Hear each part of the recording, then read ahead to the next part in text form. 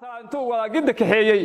oo hay'adii la oran jiray sirdoonka qaranka asagu uu ku milay beesha asagu uu ka dhashay oo duulaanka culus iyo dagaalka uu nagala dhaxeeyay ma aqbalayno mana aqbali doono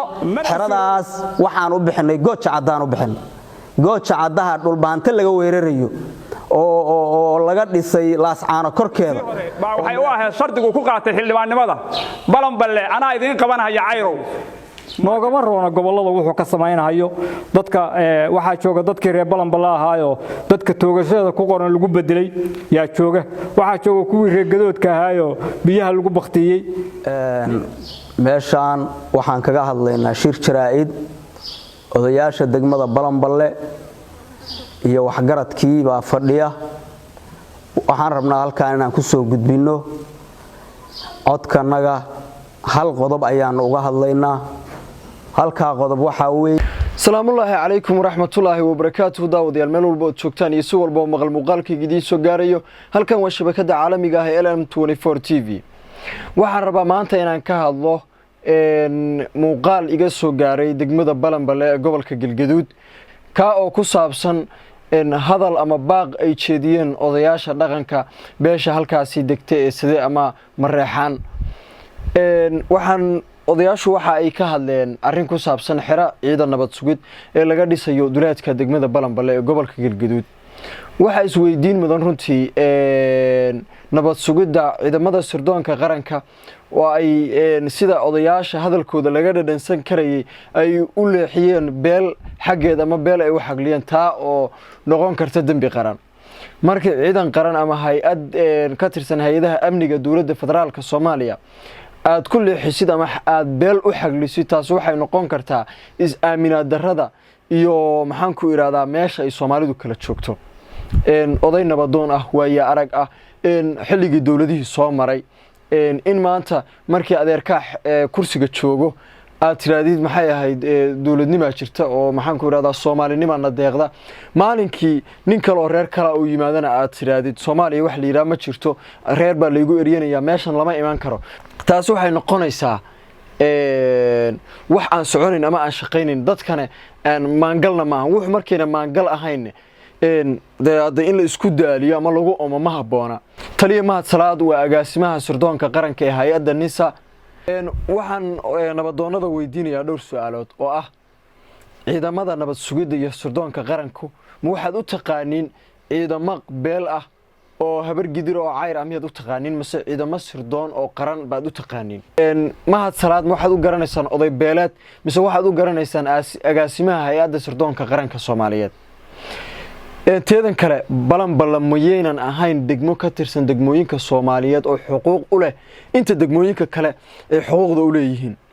dhanka kale haddii aan eegno taliska NISA ninka taliyaha ka ah qaybta Galmudug waa nin mareexaan ah oo odayaashan isku hayb yihiin ciidamada meesha la keenayo ama xerada laga dhisayo xeradan waa xero difaac ah looga shaqeynayo danta deegaanka iyo dadka shacabka ah oo walaalaha oo isdilayo nabad la'aanta meesha ka jirto waxaan leeyahay adeerayaal waxa diidantihiin in meesha nabad ka dhacdo ciidankan la keeno ay ka shaqeeyaan nabadda guud iyo danta deegaanka ay ka shaqeeyaan maadaama ay yihiin ciidamo nabad sugid ah laga keenayo gobollo kala duwan oo Soomaaliyeed askariga maanta laga qaado guraceel laga qoray NISA ah waxa uu ka howlgalayaa meesha la yiraahdo luuq iyo Kismaayo iyo Baydhabo kan laga soo qaado Baydhabana wuxuu imaanayaa guraceel balanbal iyo Galnisoor marka ma waxa idinku dabagedisan systemka dawladeed iyo dawladnimada miyaa ku dabagedisan mise arintii halka ka gaartay noqoto nabadiid haday noqoto shabaab haday noqoto maxaan ku yiraahdaa cid kale oo nabadda ka soo horjeedo dawladda Soomaaliya waxay xaq u leedahay deegaan taaka walba oo Soomaaliya ka tirsan ama deegaan kasta in ay geyso ciidamo iyada ka amar qaata oo ka shaqeeya nabadda deegaanka si kale markii loo eego adeerayaal waxaan leeyahay nasiib baad leedihiin deegaanka ama magaalada balanbal nasiib waxay u yeelatay in ay u noqoto saldhig ciidanka markuu degmada soo agdago dhowr faa'iido leeyahay waad ka warhaysaan haddii aan isyeelyeelaynin ciidanku waxa markuu meesha yimaado magaalada income soo gelinaya dhaqaalaha imaanaya meesha ka imaanaya oo ciidanku wuxuu iibsanayaa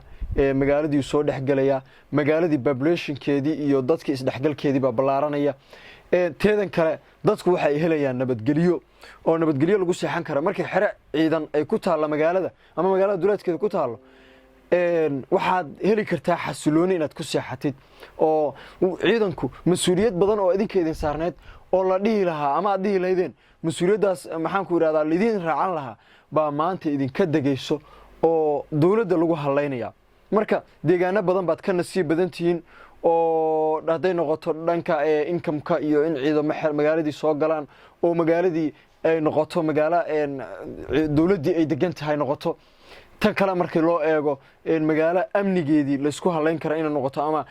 waxaan ognahay in duurka la isku dilo oo dad badan ay ma taqaanaa maxaan ku yiraahdaa dagaal beeladii meelaha ka jiraan maadaama aad tihiin waxgarad iyo cuqaal miisaan beel dhan ku fadhiya maqaam sarana leh beel Soomaaliyeed oo sharaf lana aad tihiin in aad hadalka ka garaabi doontaan xerada maxaan ku yiraahdaa ka shaqeyn doontaan soo dhaweynta ciidamada kala shaqeyn doontaan amniga dawladana soo dhaweyn doontaan ma rajeynaya haddii maalin walba markii adeer ka yimaadana waxa weeyaan caleemaha ululaya dad kale waxaan ku diidaya wadani maahid maalintii nin kale maxaan ku yiraahdaa uu yimaadana waxaan leeyahay wadaniyad ma jirto waxa weeye waa reehebel oo abtirinaya kaaga maanta biri loo abtiriyo ma rabtid balse nin kale maalinta xilka joogay inuu abtirisa rabtaa taasina wax aqliyada bini aadamka ka gadmaya ma aha marka waxaan rajeynayaa in aad maaragtay arinkaasi aad ka garaabi doontaan muuqaalkan haduu idin soo gaaro dhammaan waxaan rajeynayaa in si share gareysaan asxaabta halkan ku xiran waana mahadsantiin